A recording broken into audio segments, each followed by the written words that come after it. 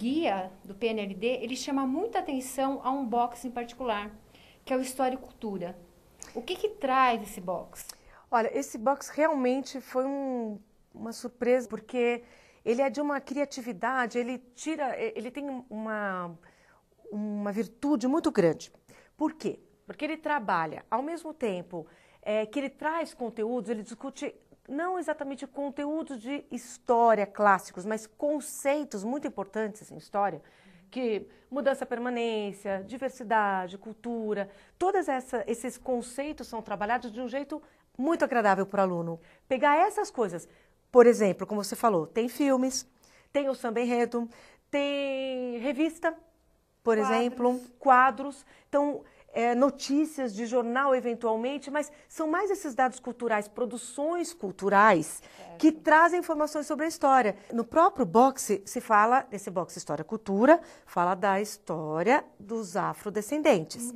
Então, em muitos momentos do livro, fala-se da história dos afrodescendentes. Então, os autores encaram a história indígena, a história dos afrodescendentes no Brasil, como parte da nossa história.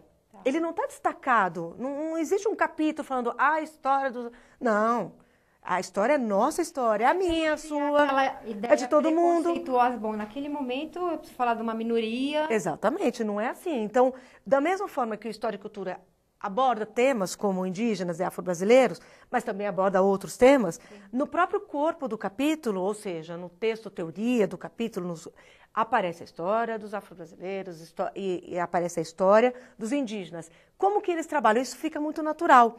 Para o professor, é interessante porque no manual do professor, na parte do manual, ele vai entender de que forma, dentro dos conteúdos, ele pode encontrar a história de indígena e a abordagem que se faz. Intervenções do professor. Exatamente. Então, ele mostra, olha, aqui nesse capítulo fala-se da África no século XIII. Então, chama a atenção do professor, olha, aqui é um momento que você pode aprofundar a questão da história da África. E é interessante perceber, assim, que ele trabalha com diferentes sujeitos históricos, e principalmente para nós, é interessante abordar, porque ele vai falando do papel da mulher em diferentes contextos e épocas, né? É verdade. Ele tem uma abordagem muito atenciosa em relação a isso, porque por muito tempo a história tinha personagens masculinos, as imagens que você via, quadros e fotos antigas, predominavam os homens, e ele buscou justamente quebrar essa predominância, falando da mulher como sujeito histórico, como personagem presente durante todo o tempo na história.